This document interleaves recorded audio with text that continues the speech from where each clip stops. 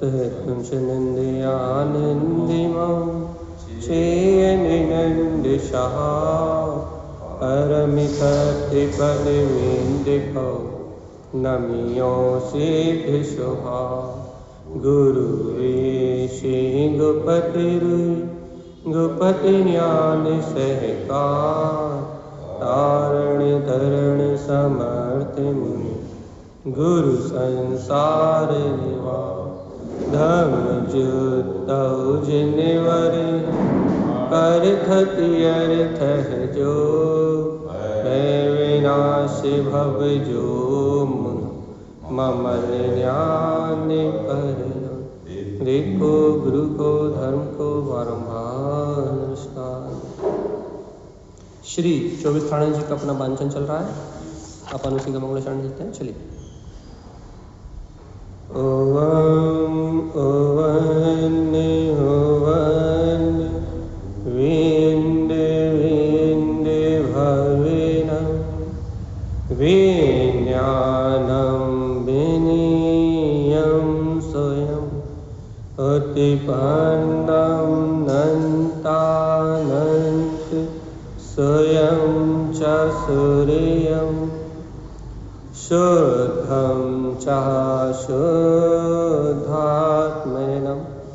ओवेनमे oven स्वभाव मनस्य ममेनं मैं मूर्ति ज्ञानं ध्रुवं लोकालोक स्वयं सुरं च सूर्यं सुन्नं सहावं सुरं। बोलिए श्री 24 ठाणा जी ग्रंथादिराज की जय हो। चलिए एक साथ मंत्रोच्चारण करेंगे अपन सभी।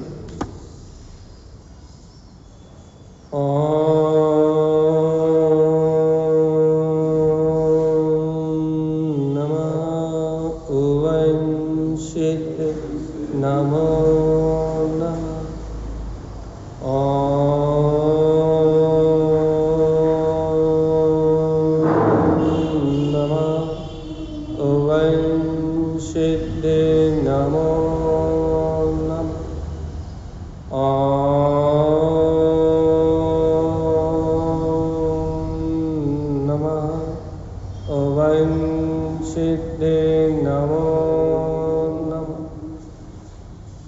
परमाराध्य मां जन्माणी सद्गुरुआ श्रीमद तारण स्वामी और सर्वज्ञ जिनेन परमात्मा के अमृत में ज्ञान रस था। यह श्री 24 ठाणे गणराज्य, जहाँ श्रीमद जिन तारण स्वामी हम समस्त भवजीवों कल्याण के निमित्त मोक्ष के सरल मार्ग को दे रहे हैं।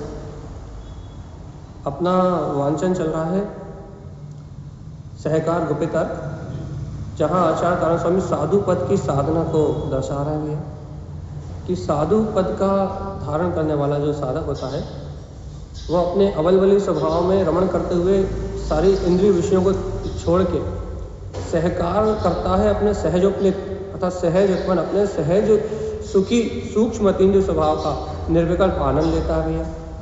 और ऐसा छठम सप्तम गुण स्थान में झूलने वाला साधु ज्ञान में, दर्शन में, चारित्र में आचरण करते हुए अवधि ज्ञान, उपशम, सम्यक, वीर्याचार आदि की अनंत रिद्धियों से संपन्न अपनी आत्म साधना को साधता है। उसके अंग ही अंग में, सर्वांग में अंतर प्रकाशवान स्वास्थान दीप्ति प्रकट हो जाती है। देखो देखो यहाँ बात चल रही साधु पद की। यहाँ जो अपना विषय चल रहा है आचार्य श्रीमद जिन तारण स्वामी जो कह रहे हैं वो साधु पदवी के लिए कह रहे हैं। और अपन ने 2 दिन पहले भी जब वांछना की थी, जब अपन ने यही कहा था कि भगवान आत्मा यहाँ तो आचार्य श्रीमद जिन तारण स्वामी उस गुप्त वो जो अपने अंतर में अपना गुप्त स्वभाव ना उस गुप्त स्वभाव के निर्विकल्प आनंद में डूबने की कह रहे हैं कि तुम डूब जाओ सामने।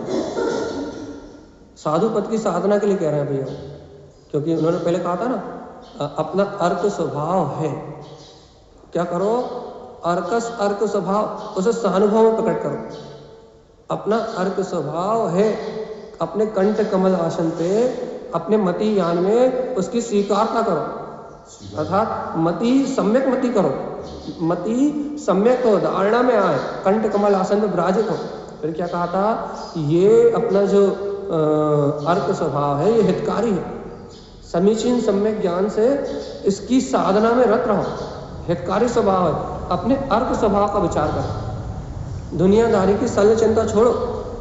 और फिर क्या कह रहे थे भैया, गहरा है, गहन है, अंतर आत्मा की गहराई में उतरोगे, गहरी साधना करोगे तो प्रकट होगा। और अब क्या कह रहे हैं, गुप्त है, गुप्त है भैया। जब राग देश कसाय आदि को छोड़ के 3 चौकड़ी कसाय का अभाव करके जब साधु पद को धारण करोगे, भावलिंग अवस्था को धारण करोगे, तब साधु पद में इस गुप्त स्वभाव की निर्विकल्प अनुभूति की विशेषता प्रकट होगी। साधु पद भी प्रकट होगी, वीर्याचार प्रकट होगा, उपशम सम्यक प्रकट होगा, विज्ञान में अपना अनंत वीर में अपना अनंत चतुष्ट स्वभाव प्रकट हो जाएगा। और क्या कह रहे हैं वो,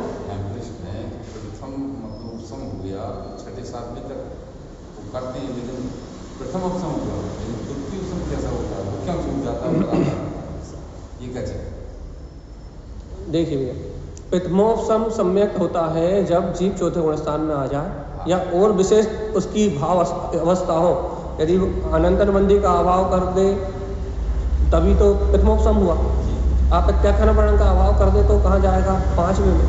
उसके बाद प्रत्याख्यान वर्णन का भी अभाव कर दे तो 6ठे 7वें में चला जाएगा, 5वें में आपका, 4वें में नहीं है। यदि एक बार मान लो किसी ने इसको सम्यक दर्शन हुआ और उसका अनंतन बंदी, प्रत्याख्यान और अप्रत्याख्यान तीनों का एक साथ अभाव हो गए, और बाहर में साधु अवस्था थी, बाहर में द्रव्य चारित्र था, तो वो सीधे जाएगा 7वें गुण स्थान में। अब 7वें गुण स्थान तक तो प्रथमोपशम सम्यक से काम चल जाए। लेकिन यदि श्रेणी आरोहण करना है, जिन श्रेणी आरोहण, साथ ही से भाग में पहुंचना है आपको, जिन श्रेणी आरोहण करना है तो उपशम श्रेणी के लिए द्वितीय उपशम सम्यक चाहिए। द्वितीय उपशम सम्यक, हाँ, द्वितीय उपशम के बिना, सम्यक के बिना ऊपर श्रेणी आरोहण नहीं हो सकता। तो साधु तो द्वितीय उपशम की भाव नहीं भाता ना, द्वितीय उपशम को ही स्वीकार करना चाहता है। यहाँ तारण स्वामी ने उपशम सम्यक से उस द्वितीय उपशम की भावना को लिया। इस तुम साधु बन गए हो तो श्रेणी आरोहण करो, उपशम श्रेणी करो, उपशम श्रेणी आरोहण करो। और ये छायक सम्यक दर्शन, हाँ, और उपशम श्रेणी की भावना करो। उपशम तो हो सकता है 4थे 5वें, चौथे गुण स्थान में छायक सम्यक दर्शन हो गया तो छायक श्रेणी चढ़ो, हाँ बस। लेकिन तारण स्वामी ने अपनी अंतर साधना से उन्हें जैसा उस समय आनंद बढ़ा, उसके बाद उन्होंने उस हिसाब से लिखा है। और देखो तो बात ये भी तो है, कोई पहले गुण स्थान से सीधे 7वें में जंप मार सकता है। बाहर में द्रव्य चारित्र हो और भावनाओं में विशुद्धि हो तो आप पहले से 7वें में जंप मारोगे। लेकिन भगवान आत्मा, बात तो यहाँ है उत्पन्न अर्थ, बात तो यह है कि आप अपनी प्रकाशवान शक्ति को, अपने प्रकाशवान स्वभाव को कितनी सामर्थ्यता से प्रकट करना है। प्रकाश तो आत्मा में अनंत है, आत्मा तो अनंत चतुष्टय के प्रकाश से सराबोर सकता। उसके देखो धारण स्वामी लिखा है, अंगदि अंग स्थान दीप्ति, अंगी अंग, अंगदि अंग स्थान दीप्ति मतलब सर्वांग में सर्व और चारों ओर अपने प्रकाश के अलावा और किसी का दर्शन ही नहीं है। दृष्टि उत्पन्न अर्थ, दृष्टि क्या देख रही है, अपने उस परम प्रकाशवान वीतराग स्वभाव की लीनता को, अनंत विज्ञान में जो अपना वीतराग पद है उस अनंत चतुष्टय को अपनी दृष्टि देख रही है। और भैया वो प्रकाशवान स्वभाव इस सहानुभूति में आ रहा है, वही झलक रहा है। और यहाँ इस प्रकार से सहकार गुप्त अर्क में तारण स्वामी साधु पद में ही ऐसे गुप्त स्वभाव की साधना होती है, ऐसा कह के प्रेरणा दे रहा है, आगे बढ़ने की प्रेरणा दे रहा है। जीवात्मा, जब तुमने आत्मा को जान लिया, आत्मा को समझ लिया, आत्मा को पहचान लिया, आत्म स्वभाव की अनुभूति कर ली, तो अब आगे तो बढ़ो। गुप्त स्वभाव अपना है, अपना स्वभाव तो गुप्त है, अपने गुप्त स्वभाव की साधना करो तो आनंद ही आनंद आ जाएगा। और अपने गुप्त स्वभाव की साधना नहीं करोगे तो फिर अनादि काल से संसार में भटक ही रहोगे। यहाँ तो अपनी भटकन को मिटाना है। जीव को क्या करना है, अनादि काल की भटकन को मिटाना है। तो जीवात्मा यदि अनादि काल की भटकन मिटाना है तो देखो क्या सूत्र लिखा तारण स्वामी ने, दीप्ति अनंत विशेष। साधु पद में क्या होगी भैया? साधु पद की भैया जी एक प्रश्न था भैया जी, जी उपसम श्रेणी चढ़ने वाले को द्वितीय उपसम सम्यक होता है? द्वितीय उपसम सम्यक्त के बिना उपसम श्रेणी नहीं होती ना। लेकिन ऐसा भी कहा जाता है ना कि द्वितीय उपसम सम्यक उसी को होता है जो जिसको छायिक सम्यक होना होता है। नहीं, ऐसा कोई सिद्धांत नहीं है। द्वितीय उपसम सम्यक उपसम श्रेणी चढ़ने वाले एक भाव में उपसम श्रेणी 2 बार और पूरे जीवन काल में उपसम श्रेणी 4 बार अधिकतम हो सकती है। एक आत्मा के पूरे जीवन काल में उपसम श्रेणी 4 बार और एक जीवन काल में 2 बार उपसम श्रेणी हो सकती है। लेकिन ऐसा कोई सिद्धांत नहीं है कि उसे छायिक सम्यक दर्शन होना हो। क्यों सिद्धांत नहीं है? क्योंकि 11वें गुण स्थान से गिरने वाला अर्ध पुद्गल परावर्तन तक संसार में भटक सकता है। यदि सिद्धांत बना देंगे कि उसी भाव में होना हो तो फिर तो नियम हो जाएगा कि ऊपर से गिरने वाला फिर तो अनंत संसार में कैसे जाएगा? उसी भाव से मोक्ष ले आना पड़ेगा उसे। अरे वो पहले स्थान में जा सकता है। मिथ्यात्व में। हाँ बोलिए। प्रथमोपसम सम्यक के आधार पर उपसम श्रेणी नहीं चढ़ेगा? नहीं, प्रथमोपसम से के आधार पर उपसम श्रेणी नहीं होती, द्वितीय उपसम ही होता है। जीव चौथे गुण स्थान में जितने बार आएगा उपसम सम्यक दर्शन से वो प्रथमोपसम कहलाता है। और श्रेणी आरोहण का जो उपसम श्रेणी आरोहण को जो कहते हैं उसी को द्वितीय उपसम कहते हैं। जीव जितने बार भी मिथ्यात्व से सम्यक में चौथे गुण स्थान में उपसम सम्यक दर्शन से आएगा, याद रखना, उपसम से आएगा, क्षयोपसम से नहीं, छायिक से नहीं। जितने बार उपसम सम्यक से आएगा, 7 प्रकृतियों को दबा के आएगा, उतने बार प्रथमोपसम। और इसके बाद जब भी जीव 4 बार तो चढ़ सकता है जीवन काल में और एक भाव में 2 बार, तो जीव जब भी उपसम श्रेणी चढ़ेगा तो द्वितीय उपसम ही कहलाएगा। वो स्वस्थान छठे 7वें गुण स्थान से जो आगे बढ़ेगा साथी से आगे बढ़ेगा तो 7वें के साथी से भाग में जाएगा, उसको द्वितीय उपसम। ठीक है, तो यहाँ अपना विषय ये है कि यदि साधु उपसम वाला गिरता नहीं, द्वितीय उपसम वाला नहीं गिरता। अरे 8वें 9वें 10वें पहुंच के वो हाँ लगा लेता है। 8वें 9वें 10वें नहीं, छायिक वाला छलांग लगाता है। द्वितीय उपसम वाला तो 11वें में जाके गिरेगा। द्वितीय उपसम श्रेणी नाम है ना, छायिक श्रेणी वाला गिरता नहीं है, वापस नहीं आता। देखो एक बार यदि किसी ने द्वितीय उपसम करा तो द्वितीय उपसम वाला तो उपसम श्रेणी चलेगा। इस 7वें के साथी से भाग में यदि किसी ने उपसम श्रेणी में पांव रख दिया तो लौट के नहीं आ सकता। और 7वें के साथी से भाग मरण भी नहीं होता, 8वें के प्रथम समय में मरण नहीं होता, उसके बाद मरण होता है। तो क्या कहते हैं, वहाँ यदि किसी ने पांव रख दिया और यदि मरण नहीं हुआ तो पूरे 11वें तक होकर नीचे आएगा, 11वें तक जाएगा और 11वें से मरण नहीं हुआ तो 10वें 8वें 9वें क्रम से नीचे गिरेगा। और यदि किसी ने एक बार साथी से भाग में जाकर छायिक श्रेणी में पैर रख दिया तो छायिक श्रेणी एक बार प्रारंभ होने के बाद छूटती ही नहीं, फिर तो निर्वाण अर्यंत होने के बाद ही रुकेगा, उसके पहले नहीं रुक सकता। इसलिए छायिक श्रेणी पे अरे छायिक श्रेणी वाला महाव्रती होगा तभी तो छायिक श्रेणी में चढ़ेगा। अब किस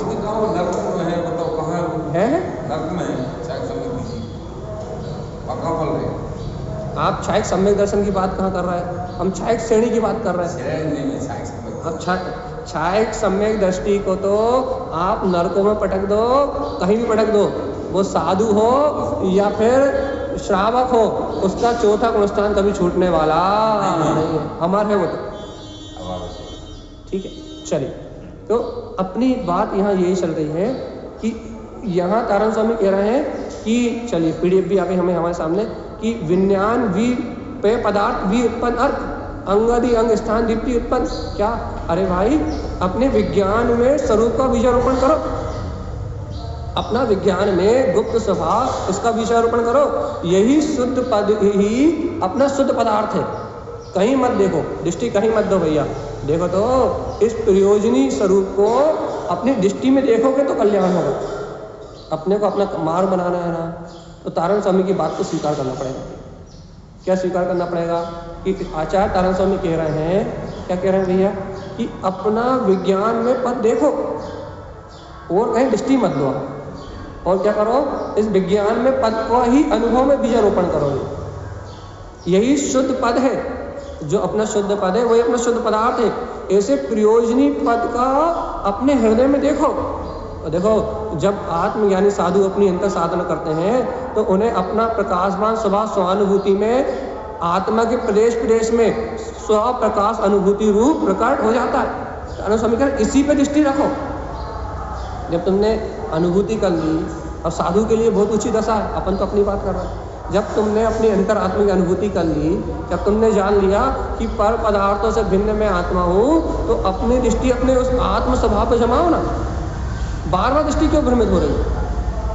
बार बार संसार के विकल्पों में दृष्टि क्यों भ्रमित हो रही है? बिल्कुल मत जाओ। और तारण समीकरण देखो, दीप्ति अनंत विशेष, दृष्टि अनंत विशेष।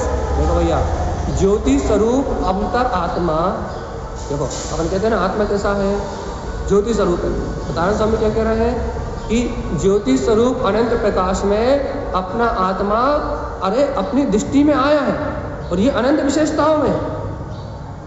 जब तुमने अपने अनंत चतुष्टय में स्वभाव को देख लिया तो जीवात्मा देखो, तो ये ज्योति स्वरूप अपना आत्मा स्वयं अपनी अनंत विशेषताओं से अनुभूति में आया कि नहीं आया?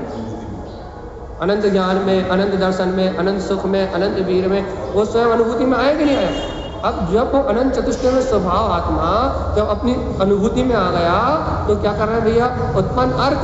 अब उसी को देखो ना, लक्ष्य अलख लख, अब उसी का लक्ष्य बना के उसी को लखो ना, वहीं बैठो ना, वहीं ठहरो ना। तुम पर में क्यों भटक रहे हो? जब भैया अपना निष्प्रयोजनी स्वभाव ये अपनी अनुभूति में आ गया तो उसी को लखो ना। देखो तारण स्वामी की बात क्या है, गुरुदेव तारण देव की बात, वो अंतरलीनता की है। और साधु दशा में तो पूरे अंतर लेके जा रहे हैं, उतार रहे हैं। जीवात्मा अंतर उतरो ना, बाहर कहीं कुछ नहीं। संसार में बाहर में पर्याय परिणाम कुछ भी नहीं है। तो क्या कह रहे हैं तारण स्वामी कि इसी प्रकाशवान स्वभाव में रमो, इसी की अनुभूति प्रगटाओ। और देखो देखो देखो देखो कितना सहज सरल मार्ग। देखो अर्थ उत्पन्न, देखो भैया बहुत बड़ी गारंटी दे रहा है। साधु पद में यदि तुम अभेद रत्नात्रय की साधना करोगे, उत्पन्न अर्थ, हितकार अर्थ, सहकार अर्थ, तीन अर्थ को प्रकट कर लोगे तो तीर्थंकर स्वभाव, तो क्या हो जाएगा? अरे साधु पद में तीर्थ की साधना करने से ही तीर्थंकर पद की प्राप्ति होती है, और कहीं से थोड़ी मिलेगा तीर्थंकर पद। जब सम्यक दर्शन ज्ञान चारित्र उत्पन्न अर्थ, हितकार अर्थ, सहकार अर्थ में अपने अंतर स्वभाव में रमण करोगे, अपने ज्ञायक पद में रमण करोगे, तो क्या होगा भैया? अपने तीर्थ में स्वभाव में आचरण करोगे तो तीर्थंकर पद की प्रकटता हो जाएगी। साधु पद भी साधु उत्पन्न अर्थ, अरे साधु पद भी में अपने अर्थ स्वभाव की साधना करो तो तीर्थ का सहकार करोगे तो तीर्थंकर हो जाओगे। ये तारण स्वामी का वचन है भाई। यही प्रयोजनी तीर्थ स्वभाव अपना अंतर चतुष्टय है। रत्नत्रय की साधना करो, अरे साधु पद भी ग्रहण करो, इससे तीर्थंकर पद की प्राप्ति होगी। और नहीं तो भटकते रहो संसार में। देखो भगवान जी, तारण स्वामी का मार्ग तो सीधा अंतर मोड़ने का है। तारण स्वामी का जो मार्ग है वो सीधा अंतर मोड़ने का है। अब देखो तारण स्वामी क्या कह रहे हैं, ना योग आचरण उत्पन्न। क्या अर्थ होगा इसका? ना योग आचरण उत्पन्न, क्या अर्थ होगा इसका? ना योग आचरण उत्पन्न, मन वचन कायग योग कहते हैं। तो ना योग, अरे मन वचन कायग योग में आचरण मत करो, वो तो गलत है, वो तो पर्याय में। हाँ, तुम मन गुप्ती, वचन गुप्ती, काय गुप्ती की ओर ध्यान दो।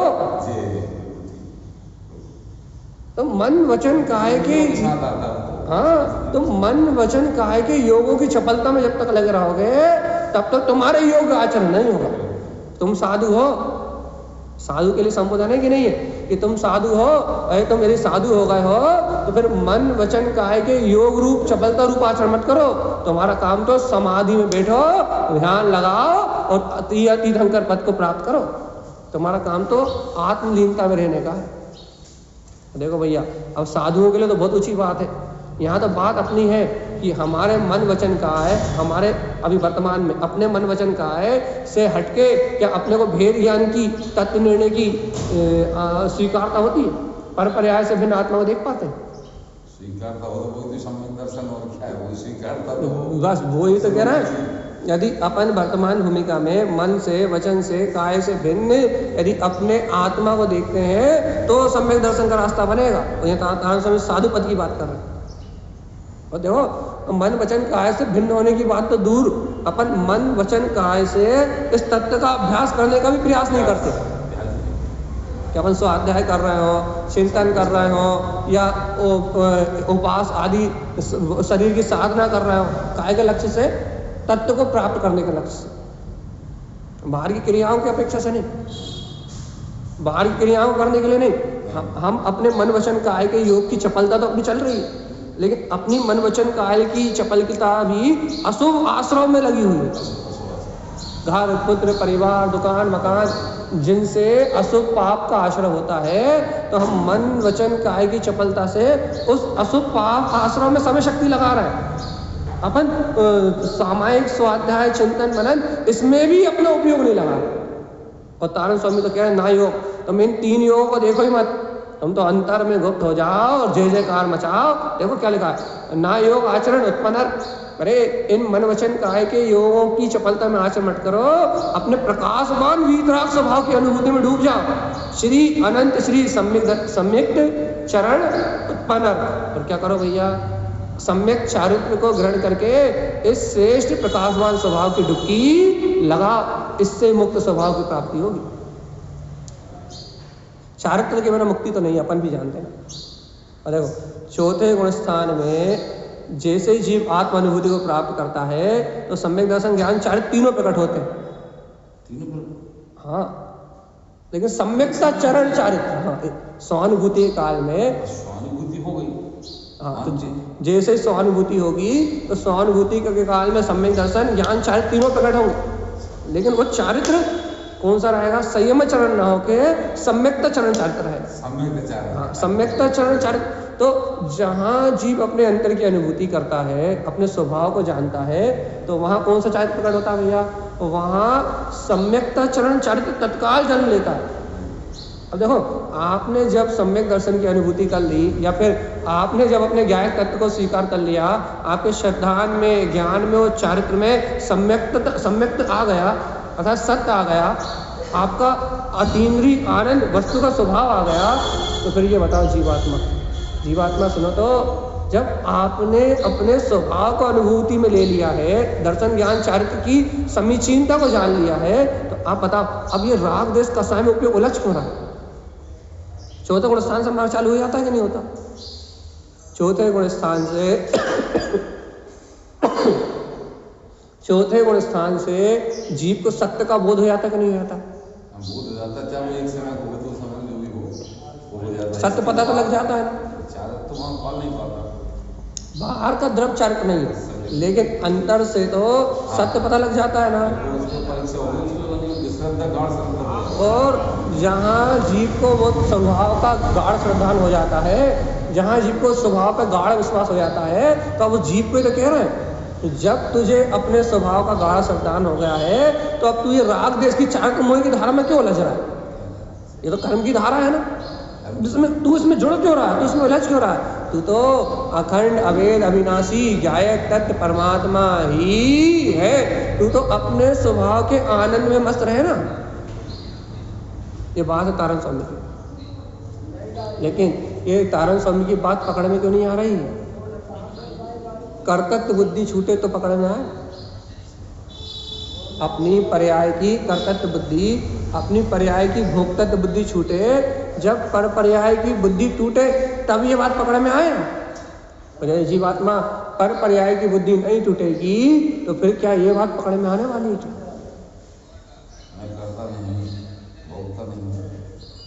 जब बात जब ही पकड़ में आएगी, तो तारण स्वामी कह रहे हैं।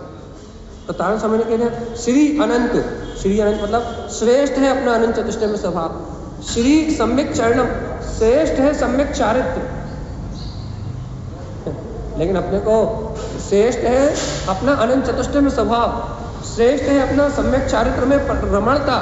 लेकिन आनंद स्वामी कह रहे उत्पन्न अर्थ ऐसी अंतर अनुभूति रूप आत्मा के चारित्र को प्रकट करो। लेकिन अपना मन कहाँ लगा है? इसने क्या कहा था, उसने क्या कहा था, इसने क्या किया था, इसने क्या किया था, पड़ोसी क्या कह रहा था, अड़ोसी क्या कह रहा था। अपने को पूरा मजा तो कसाय में रस लेने में आ रहा है। निंदा रस, चुगली रस, कसाय का रस, लोभ का रस, राग का रस, द्वेष का रस, दिन भर के ये चारित्र मोहिनी के रस लेने से फुर्सत तो मिले, तब तारण स्वामी की बात अनुभूति में। स्वाद तो एक ही का ले पाओगे ना, या तो अपने आत्म आनंद का स्वाद ले लो या तो अपने उपयोग में अपने गायक स्वभाव को स्वीकार करके, वस्तु स्वरूप को स्वीकार करके, या तो वस्तु स्वभाव की स्वीकारता से आत्मरमणता का अतीन्द्रिय आनंद ले लो, और ये कसाई की रमणता से हाय हाय करके भैया चारित्र मोह के राग देश के रस को पी के, या तो अपनी आत्मा को अनंत कर्मों के आशा से बांध लो। दो काम एक साथ नहीं हो पाएंगे। संयम असंयम विचार एक साथ, हाँ, संयम असंयम विचार, हाँ, संयम चरण चारित्र होता है छठे सात। संयम संयम पांचवें में, संयम चरण पूर्ण संयम छठे सात में, और भैया सम्यकता चरण चौथे से।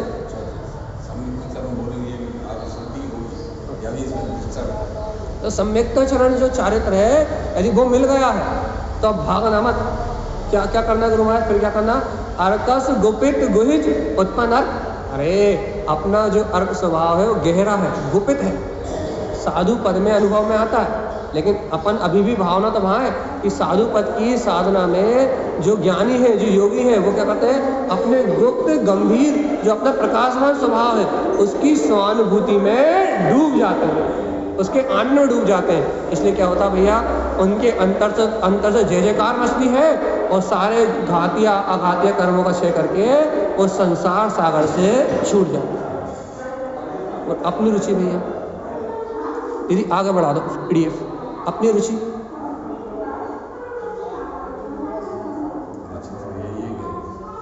यदि अपनी भी रुचि यदि ऐसे अंतर आत्म साधना की लग जाए तो तारण स्वामी कह रहे हैं जय जयकार मच जाएगी।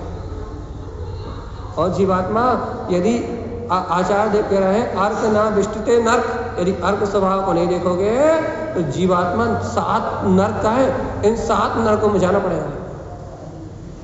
यहाँ बीच में एक पैराग्राफ और छोड़ दिया, कैसे छोड़ दिया पता नहीं।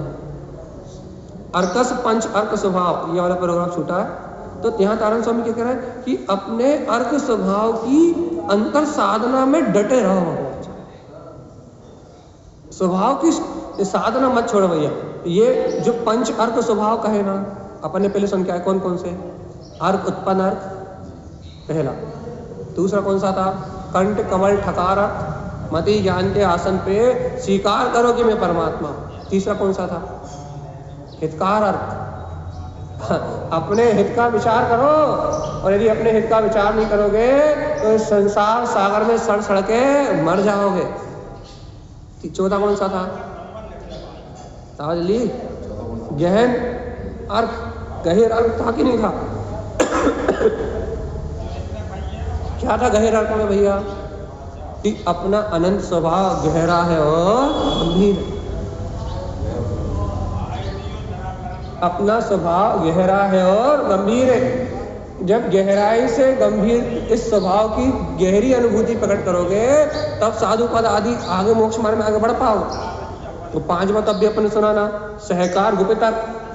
साधु पद में ही सहकार गुपित अर्क प्रकट होता है। तब क्या कह रहा है? समरी क्या कह रहा है? अर्कस पंच अर्क स्वभाव। क्या कह रहा है भैया? ये अपना पंच अर्थ स्वभाव उत्पन्न करो, इन पंच अर्थ के माध्यम से अपने प्रकाशवान स्वभाव की साधना करो। क्या ना भैया, कुछ समझ में नहीं आ रहा है?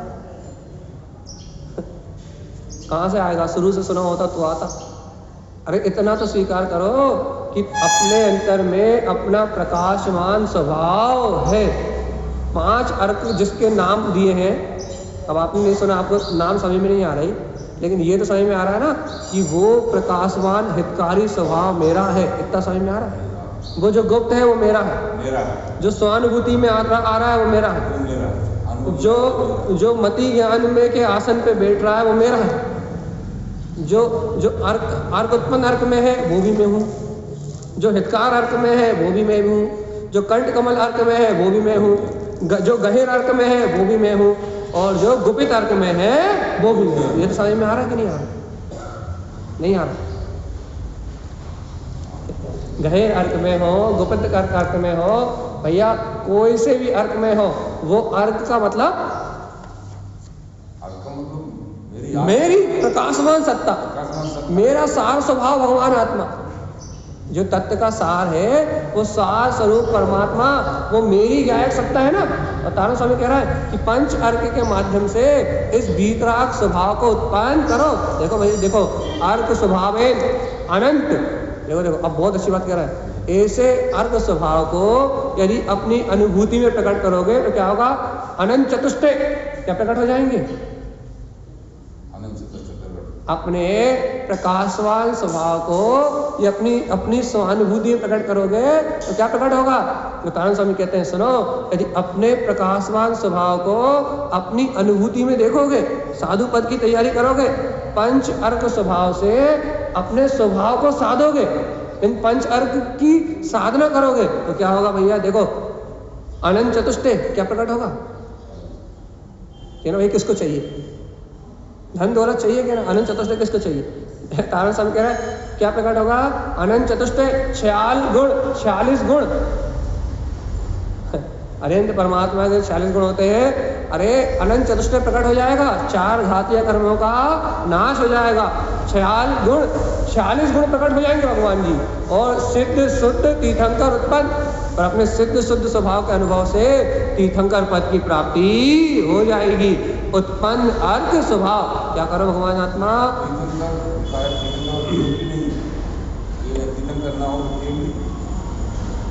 तारण स्वामी ने तीर्थंकर कह के तीर्थंकर कर्म प्रकृति से विशेषता से भगवान महावीर का लिया है, लेकिन तीर्थंकर का मतलब यही है कि अपने तीर्थ में स्वभाव केवल ज्ञान की प्राप्ति हो जाएगी। तीर्थंकर पद में विशेषता से कहा है। तो क्या कहना है? यदि अपने स्वभाव की अनुभूति करने से, सिद्ध शुद्ध स्वभाव की अनुभूति करने से ये तीर्थंकर स्वरूप परमात्मा स्वानुभूति में प्रकट हो जाएगा। लेकिन कब? पहले विश्वास तो हो उत्पन्न अर्क कि वो प्रकाशवान सत्ता मेरे अंतर में ही जगमगा रही है, वो अनंत करोड़ों सूर्यों जैसा प्रकाश वो मेरे अंतर में ही जगमगा रहा है। जब ऐसा विश्वास हो तब तो वो सत्ता प्रकट हो। हाँ, वही जो अनंत गुप्त स्वभाव है वही मेरा भीतराग स्वभाव है। अरे साधु परमात्मा को जो अनुभव में आ रहा है, अरिहंत परमात्मा को जो अनुभव में आ रहा है, सिद्ध परमात्मा को जो अनुभव में आ रहा है, वो अनुभव गम्य आत्मा कौन है? कौन है? इतना विश्वास नहीं होने के कारण से, सब जानते हुए, सब समझते हुए मैं अपने सार तत्व भगवान आत्मा को प्राप्त नहीं कर पा रहा। और प्राप्त मतलब वो है तो मेरे ही, प्राप्त करने का विकल्प करने की बात नहीं कर रहा है। प्राप्त नहीं कर पा रहा मतलब अनुभव में प्रकट नहीं कर पा रहा, प्रकटा नहीं पा रहा। और भैया वो सार स्वरूप परमात्मा स्वीकार ना होने के कारण से अपने को चलती हुई पर्याय में भिन्नता भाषित नहीं हो रही, एक में पना भाषित हो रहा। ये परिणमन चल रहा है ना, बताओ, ये परिणमन चल रहा है कर्मोदय से। कल रात की चर्चा अपन ने करी थी बहुत गहरी। ये परिणमन चल रहा है कर्मोदय से, लेकिन चलते हुए कर्मोदय के परिणमन के बीच में जैसे 5 पांडवों को जुआ खेलते समय भिन्नता भास रही थी, कल रात में अपन ने उदाहरण दिए थे कि नहीं दिए थे?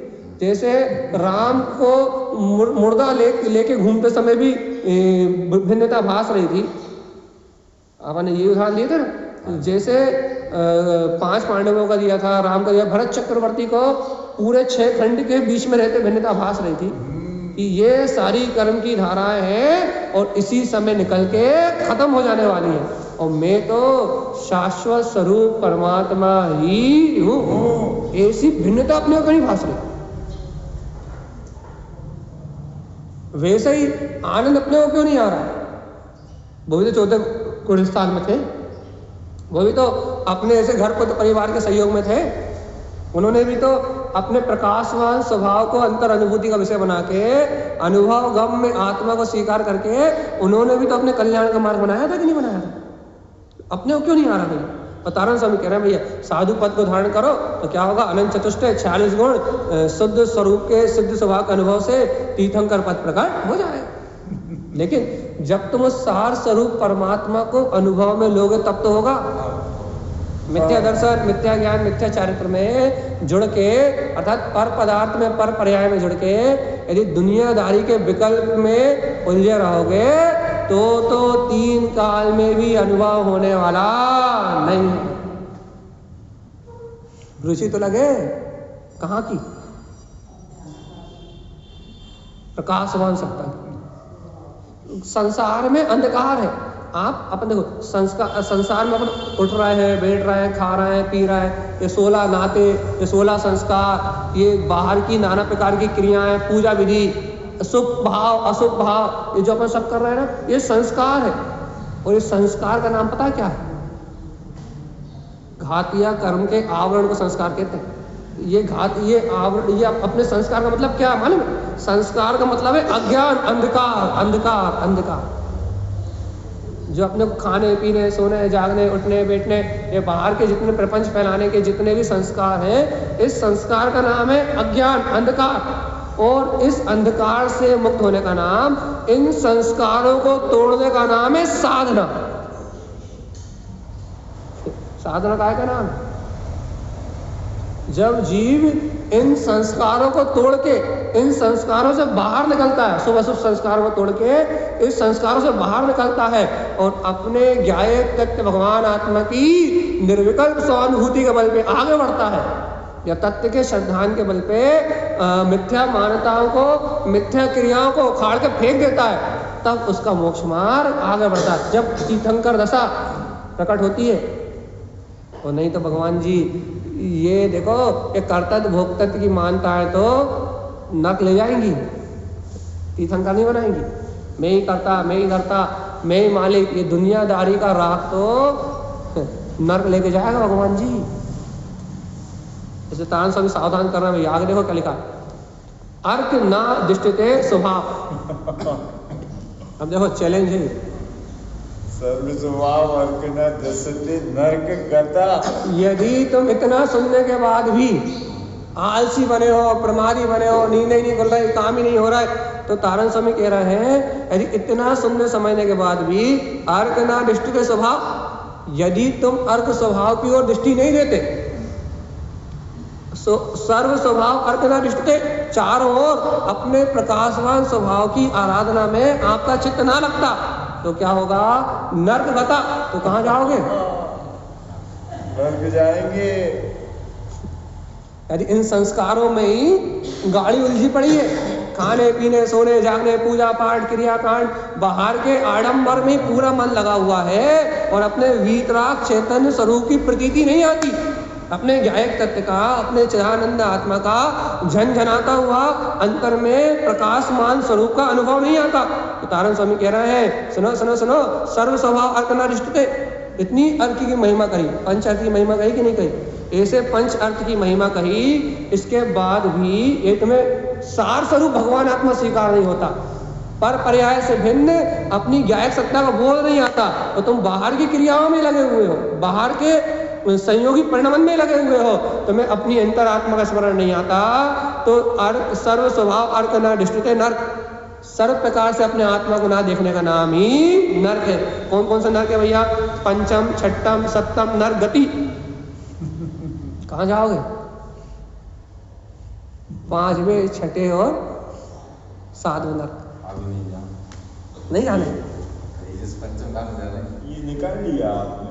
तो आचार्य तारतरण देव कह रहे हैं कि यदि अपने अर्घ स्वभाव को नहीं देखते तो पंचम, छठम, सप्तम नरक गति, नीच इतर स्वभाव नरक। और देखो भैया, 31 है जीव नीच इतर स्वभाव, भैया देखो नित्य निगोद और इतर निगोद के स्वभाव में भी जीव अनंत काल से रहा। जीव काय के भैया इन नरक में जाने की बात तो उन्होंने कही है। अनादि काल से ऐसे प्रकाशवान स्वभाव को ना देख के नीच इतर नित्य निगोद और इतर निगोद में भी ये जीव नित्य निगोद में रह के आ गया, लेकिन अभी भी नहीं देखेगा कि इतर निगोद में चला जाएगा। इन मिथ्या दर्शन ज्ञान चाहत आदि स्वभाव में लगा रहा था। और नरक प्रथम द्वितीय तृतीय चतुर्थ प्रभावनाम भवती, कहाँ जाके रहेगा? पहले दूसरे तीसरे चौथे और इन नरकों में जाके आराम से रहेगा भैया। नरक 7, नरक कितने? 7। कहाँ काय के लिए जाएगा ये जीव? अपने शुद्धात्म तत्व को, अपने प्रकाशवान स्वभाव की सूरत को भूल के जीव का यहाँ पतन होगा। क्या करना है? 7 नरक में जाके आनंद से रहना है, अपने अर्क स्वभाव की अनुभूति करके मुक्ति का मार्ग बनाना। हाँ जी बताओ, 7 नरकों में जाके बढ़िया आनंद भाव से, बहुत आनंद है वहाँ। काय का आनंद है? एक दूसरे को मारने का, काटने का, कसाय करने का, बहुत दुख है भैया, वहाँ बहुत आनंद है। वर्णन नहीं कर सकते। तो क्या कह रहा है? हम नरकों वाले दुख हम अभी आप यहाँ आने के पहले सेमण खेड़ी में थे, जब नरकों को दुख का वांछन हुआ था, पसीने आ गए थे। क्या कि वहाँ बहुत आनंद है भैया। क्या आनंद है कि वहाँ की पृथ्वी के स्पर्श करने मात्र से ये शरीर पारे की तरह बिखर जाएगा, वैकृत शरीर, और हजारों नहीं लाखों बिच्छुओं ने एक साथ टंक मारा हो, ऐसी वेदना होगी स्पर्श करते, सिर्फ स्पर्श करते से। और फिर जो असहनीय वेदनाएं वहाँ है, मार काट पीड़ा, उनकी तो कोई गिनती नहीं है। ये तो स्पर्श का दुख है, स्पर्श करने का दुख। और सोचो, और वहाँ तो जितनी आयु बांध के जाओगे जिस नरक की, उतनी पूरी भोग के निकलना पड़ेगा, एक समय कम नहीं होगा। इतना ध्यान रखना कि तुम सोचो वही थोड़ी जल्दी जल्दी हिसाब किताब कर ले, तो वहाँ नहीं होता, नहीं होती वहाँ जल्दी हिसाब किताब नहीं होता। वहाँ तो जितना पाप किया है उतना पूरा भोग के ही निकलना पड़ेगा। इसलिए जीवात्मा अर्क न दृष्टते नर्क, नहीं देखोगे तो गति तो वही। क्या करें? अरे अपने अंतर की मिथ्या मान्यताओं को और अनादि काल के झूठे संस्कारों को तोड़ो। और भगवान जी इन सब बाहर के पर्याय परिणमन के चलते हुए कम से कम घड़ी 2 घड़ी के लिए भगवान के द्वारा दिखाए हुए शुद्ध मार्ग पे आरोहण करने की भावना तो भाव, अंतर से इन पर्यायों से भिन्न अपने शुद्ध आत्म तत्व की प्रतीति तो जगाओ, बोध तो रखो। दुनियादारी के विकल्प में, खाने में, पीने में, कमाने में, दुनियादारी के विकल्प में अपना जीवन खो रहे हो। अरे कभी अपने इस वीतराग स्वभाव की निःशुद्धात्म प्रभु की महिमा तो लेके आओ, आत्मा के आनंद की चर्चा तो करो, रुचि तो लगाओ अपने तत्व की। भैया अपना प्रकाशवान स्वभाव अपनी दृष्टि का विषय तो बने। सुन रहा है भैया, क्या कब से सुन रहा है कि मैं आत्मा हूँ, मैं शुद्ध आत्मा हूँ, मैं परमात्मा हूँ जी? कब से सुन रहा भैया जी? स्वीकार तो करो। खूब कह रहा है, चिल्ला जय, खूब कह रहा है, खूब नाच रहा है, शुद्धात्मा का बहन बना के नाच रहा है, खूब नाच रहा है, खूब नचवा रहा है, खूब चिल्ला रहा है, दिन रात न जाने कहाँ के आडंबर कर रहा है। लेकिन भगवान जी शुद्धात्मा को कह रहा है और दिन रात लगे अपनी मोह माया की पूरी करने में, मन की ढकाने में। यहाँ कह रहा शुद्धात्मा और वहां ढका रहा अपने मन की। भाई ऐसे काम नहीं चलेगा। ये भैया जब उस शुद्ध स्वभाव कह रहा हो तो चलने वाली कर्म धारा जो चल रही है उससे भिन्नता का भाव तो प्रकट करो। घड़ी 2 घड़ी के लिए तो उसका स्मरण करो। अरे बार बार, अरे तुम 24 घंटे स्मरण नहीं रख पा रहा है तो 10 मिनट में, 15 मिनट में, आधा घंटा में, पौन घंटा में अंतर मुहूर्त के पहले तो उस आत्मा का स्मरण आना ही चाहिए। तारण स्वामी अभी कहेंगे यदि एक अंतर मुहूर्त आत्मा को भूलोगे तो प्रथम नर्क, पहले नर्क का बंध तुम्हारी सत्ता में आ गया, तभी एक अंतर मुहूर्त से ज्यादा आत्मा भूल रहा है। यहाँ भूले और वहां नर्क। अभी आएंगे सूत्र, फिर देखना तारण स्वामी कहेंगे यदि अपने चिद्ध प्रकाश में अपने आत्म स्वभाव को भूलोगे, देखो ये लिखा है, इसके नीचे लिखा, देखो सर्वभाव सहित एको उद्देश्य सहित प्रथम नरक प्रवेश भवंती। देखो पैराग्राफ पढ़ते सुनो आप। अर्क स्वभाव दृष्टि, इष्टि स्वभाव, अनंत दृष्टि। यदि जीव कोई अर्क स्वभाव को देखता है, अपने इष्ट स्वभाव की दृष्टि को प्रकट करता है, तो उसका काम बन जाएगा। एक उद्देश्य सहित, एक उद्देश्य मुहूर्त समय, एक उद्देश्य एक अंतर मुहूर्त। यदि एक उद्देश्य को ना बना के क्या करता भैया, भय, शल्य, शंका, आशा, स्नेह, लाज, लोभ, भय, गारव, आलस, प्रपंच, विभ्रम, जनरंजन, कलरंजन, मनरंजन, ज्ञान आवरण, दर्शन, मोहन, अंतर स्वभाव सहित, अंतराय कर्म के स्वभाव सहित, जैन केनापि अर्क शुद्ध अवकाश संक शल्य एकोद्देश्य न रिश्ते।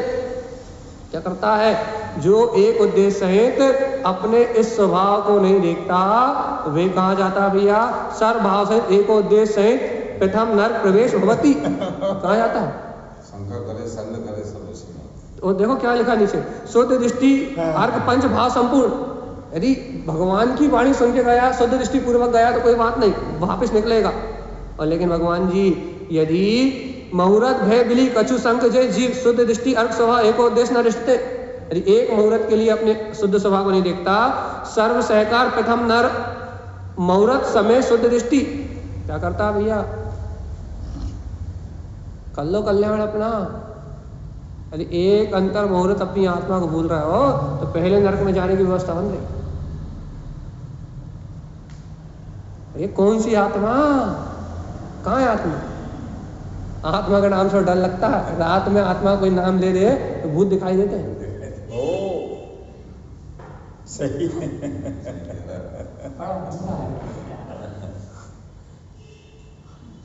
कब तक भूलने, और ये बता दो। देखो भैया संसार तो भूल भुलैया है, और वो भूल भुलैया कब तक है, जब तक जीव को अपने स्वभाव की रुचि नहीं है। जब तक जीव को अपने ध्रुव स्वभाव की रुचि नहीं लगी, जब तक जीव के अंदर में अपने एक स्वभाव का उद्देश्य नहीं आया, तब तक 17 सकता है नहीं, आशा, लाज, लोभ, भय, जनरंजन, कलरंजन, मनरंजन। जब तक दुनियादारी के विकल्प में ये जीव लगा है, तब तक भगवान जी इस जीव का हित कहीं से लेके कहीं तक होना ही नहीं है, कहीं से कहीं तक नहीं होना। और यदि हित करना है, इन जीवों को ये चर्चा अच्छी लगती, यदि हित करना है तो तुम्हें अपने प्रकाशवान स्वभाव के अंतर अनुभव को बढ़ाना पड़ेगा। अक्षयोपम ज्ञान से भी कोई काम नहीं चलेगा, बाहर की क्रियाओं से भी कोई काम नहीं चलेगा। यदि तुम्हें अपने स्वरूप की अनुभूति को प्रगटाना है, तो हमने कल रात में भी, कल सुबह भी कहा था ना कि अपने स्वभाव की मान्यता करोगे तो उपयोग स्वभाव की ओर आएगा। पर पर्याय को अच्छा बुरा मानोगे तो उपयोग पर पर्याय में लगा रहेगा। जब ये मानोगे कि मेरे स्वभाव के अलावा बाहर कहीं कुछ है ही नहीं, तो स्वभाव ये उपयोग दुनियादारी के विकल्प छोड़ के ये क्या स्वीकार हो जाएगा, अरे भैया ये दुनिया में अपना कुछ है ही नहीं, तो उपयोग दुनियादारी के विकल्प छोड़ के अपने निज नाथ के पास आएगा। और दुनियादारी में अपना मानते रहोगे मेरी माता, मेरे पिता, मेरी घर की जिम्मेदारी, मेरी दुकान की जिम्मेदारी, ये नहीं मानोगे कि कर्म उदय से हो रहा है। बाहर की जिम्मेदारी को अपना मानते रहोगे, कर्ता भोक्ता बने रहोगे, तो ये उपयोग कभी भी अपने स्वभाव की ओर पलट के आने वाला नहीं है। अब पलटाना है यदि उपयोग को निज अंतर आत्मा की ओर, यदि उपयोग को पलटाना है तो पहले तुम्हें स्वभाव को स्वीकार करना पड़ेगा, शुद्ध स्वभाव को स्वीकार करना पड़ेगा। यदि अपना उपयोग पलटाना है तो, और नहीं तो भगवान जी ये बताओ 50-60 साल कैसे निकल गए, जैसे 50-60 साल निकल गए भोगों में, विषयों में, दुनियादारी के शुभ अशुभ संस्कारों में, जैसे अभी 50-60 साल निकल गए, वैसे आगे के 10-15 साल जितने बचे वो भी खत्म। और फिर गति ये लिखी सामने, नरक। आई कि नहीं आई समझ में? कहना भैया जी ये समझ में आ जाती, दिवाली की पूजा सच्ची हो जाती। समझ में नहीं आई तो दिवाली की पूजा ही सच्ची नहीं हुई। कहने लगे अरे अंतर में अपने जहम में जिनेंद्र देव की बात बैठे तो कि सर्वज्ञ जिनेश्वर परमात्मा ने जो मुक्ति का मार्ग बताया है वही श्रेष्ठ मार्ग है। तो भगवान जी जिस समय मेरा जीव उस मार्ग को स्वीकार करेगा उस समय मुक्ति का मार्ग बनेगा। देखो भैया, मन माने मार्ग से मुक्ति नहीं मिलेगी। भाई हमें तो ऐसे अच्छा लगता था, हम यही करेंगे। हमें तो पूजा पाठ ही अच्छी लगती है, हम तो पूजा पाठ में धर्म मानेंगे। हमें तो बाहर की क्रियाओं में ही अच्छा लगता है, हम बाहर की क्रियाओं में धर्म मानेंगे। हमें तो पढ़ने में ही अच्छा लगता है, हम तो पढ़ने में धर्म मानेंगे। अपने मन से धर्म नहीं होगा भैया। तो फिर भैया इन सारी मिथ्या मान्यताओं को, शुभ अशुभ संस्कार को छोड़ के मैं ज्ञायक तत्व भगवान आत्मा हूं ऐसी मान्यता करके जब उपयोग दुनियादारी के विकल्प छोड़ के और अपनी ओर आ जाएगा तब मोक्ष मार्ग बनेगा। और जब तक दुनियादारी के विकल्प है कि ये ऐसा कर रहा, वो वैसा कर रहा है, ऐसा क्यों करा, ऐसा क्यों नहीं करा, ऐसा क्यों कर रहा है, वैसा क्यों कर रहा है, इसने ऐसा क्यों किया, उसने वैसा क्यों किया, जब तक पूरी दुनिया की मान्यता बैठी है कि कोई कुछ कर रहा है तब तक कुछ नहीं होगा। क्यों? क्योंकि आप ये नहीं मान पाओगे ना कि यहाँ कोई कुछ नहीं कर रहा, सब नाना प्रकार से अपने कर्म के रूप परिणमित हो रहे हैं। आप अपने कर्म रूप परिणमित हो रहे हो, मैं अपने कर्म रूप परिणमित हो रहा हूँ। और इस दुनिया में जो भी व्यक्ति यहाँ जन्म लेके आया है वो अपने कर्म बंध बांध के आया है और वो अपने द्रव्य कर्म भाव कर्म रूप परिणमित हो रहा है। तो यहाँ तो सब अपने कर्म रूप परिणमित हो रहा है। तो मोक्ष मार्ग क्या है? कर्म पर्याय को ना देख के, पर कर्म पर्याय को ना मान के अपने स्वभाव की मान्यता कर लेना, अपने स्वभाव को स्वीकार कर लेने का नाम मोक्ष मार्ग है। का भी समझ में आया कि ऊपर से गया? ये 3 लाइन का पैराग्राफ धीरे धीरे शुद्ध दृष्टि वाला पैराग्राफ। कौन सा वाला? शुद्ध दृष्टि अर्थ पंच भाव संपूर्णम। भाई देखो, जो जीव शुद्ध दृष्टि सहित पंच अर्क की भावना भाता है, जो पंच अर्क ऊपर का है, याद कराए थे नाम, याद आ गया कि नहीं आए? अर्क स्वभाव, अर्क स्वभाव का अनुभव। दूसरा क्या था? कंठ कमल ठकार अर्क, मति ज्ञान की साधना से। तीसरा क्या था? कार अर्क, सम्यक ज्ञान की साधना की बात थी। चौथा कौन सा था? गहर अर्क, आत्मा गहरा है और गंभीर है। और पांचवा कौन सा था? गुप्त अर्क, जो साधु पद की साधना पर चलेगी। गुप्त अर्क साधु पद की साधना में जो प्रकट होता है। तो आचार्य तारण स्वामी कह रहे हैं कि शुद्ध दृष्टि सहित अर्क पंच भाव संपूर्ण, जो इन पंच अर्क की भावना से साधना से पूर्ण है, जिसने उस साधना को प्रकट किया है। मुहूर्त भय बिली कछु, मुहूर्त भय विलय कछु संक जय जीव। देखो भैया, मुहूर्त भर में जिसके भय बिला जाएंगे, कछु संक जय जीव, कछु शंका जय जीव, शुद्ध दृष्टि अर्थ स्वभाव एको उद्देश्य न रिश्ते। किसी शंका के कारण यदि कोई जीव एक उद्देश्य मतलब एक अपने स्वभाव को एक अंतर मुहूर्त भर के लिए नहीं देखता, एक अंतर मुहूर्त बिली कछु शंका जय जीव, शुद्ध दृष्टि अर्थ स्वभाव एको उद्देश्य न रिश्ते। सर्व कितना होता है? 48 मिनट। 48 मिनट। सर्व सहकार प्रथम नर्क, लिखा है देखो, सर्व सहकार प्रथम नरय मुहूर्त समय शुद्ध दृष्टि। भैया यदि वो जीव प्रथम नर्क में भी चला जाए, जैसे प्रथम नर्क में सम्यक दर्शन सहित भी जा सकते हैं, लेकिन वह जीव यदि अपने आत्म स्वभाव को भूलता है तो यहाँ से तो नर्क गति का बंद करके नर्क में जा सकता है, लेकिन अंतर मुहूर्त के अंतर समय शुद्ध दृष्टि वापिस चाहे तो अपने स्व समय की दृष्टि को प्रकट कर सकता है। देखो भैया, तारण स्वामी का कहना तो ये है, यदि तुम आत्मा को स्वीकार करके यदि किसी कर्म उदय के बस नर्क भी चले गए तो नर्क में भी जाके सम्यक दर्शन हो जाएगा, चिंता मत करो। हम अपनी भाषा में बोल दे रहे हैं। कहाँ? जब देखो देखो इसे निकल जाएगा, चिल्ला के निकल जाएगा, सम्यक दर्शन हो जाएगा। अब गया ये देखो, अब बता रहे कब होगा? देखो भैया, जैसी देखो सम्यक दर्शन की पर्याय तो जब जिस समय पे आने की योग्यता होगी, जब आपका काल किंचित अर्ध पुद्गल परावर्तन न्यून इस संसार में परिभ्रमण करने का रह जाएगा, तभी वो सम्यक दर्शन की पर्याय आएगी।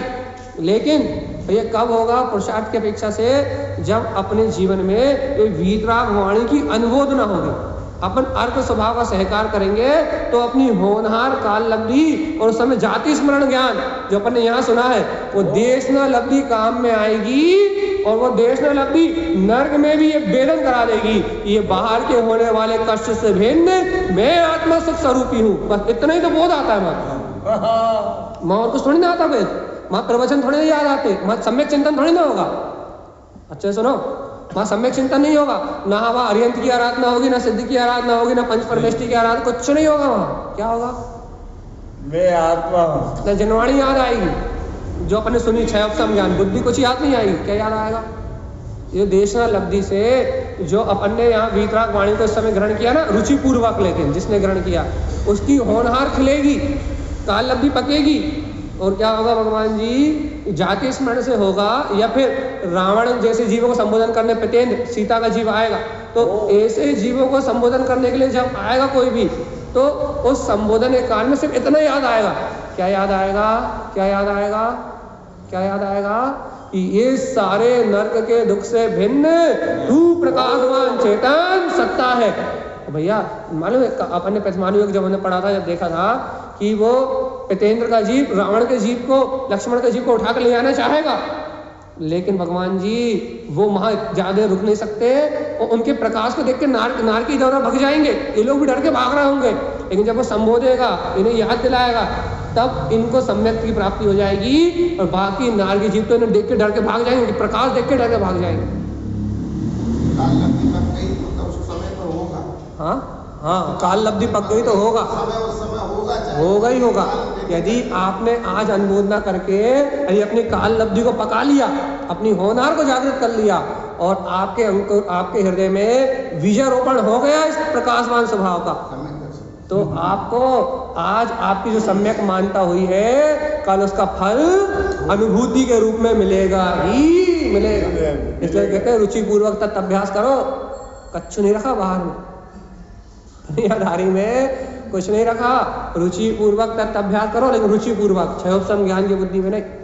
रुचि पूर्वक तत् अभ्यास करो जिससे अपनी अंतर आत्मा का बहुमान बढ़े, ऐसा आनंद का काम करो भैया, तो मुक्ति की प्राप्ति होगी। तो भैया आज का अपना विषय पूर्णता की ओर है। क्या कह रहे हैं आचार्य तारण स्वामी? कह रहा है अर्क ना दिष्टते, अर्क ना दिष्टते,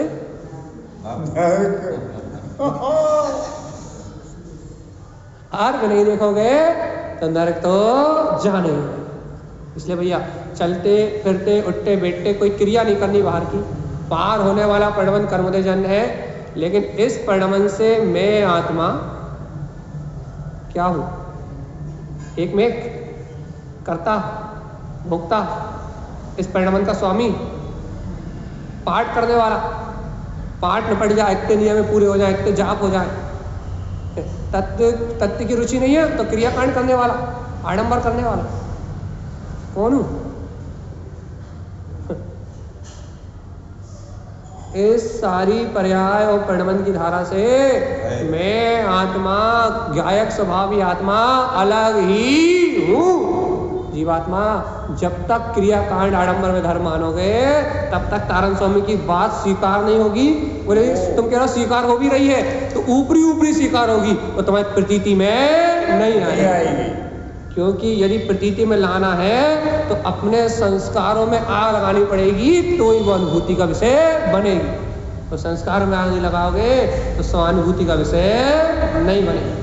जैसे भैया जैसे अपना कल्याण करना हो, वो इन संस्कारों के पार अपने भगवान आत्मा को स्वीकार करे और आत्मानुभूति से अपने निर्माण का मार्ग बनाए। यही श्रीमद् जिन तारण स्वामी का हम समस्त भव्य आत्माओं के लिए मंगल में उपदेश है। बोलिए आचार्य प्रवर सद्गुरुवर संत तारण धर्मलाचार्य जी महाराज की जय। जय नमोस्तु।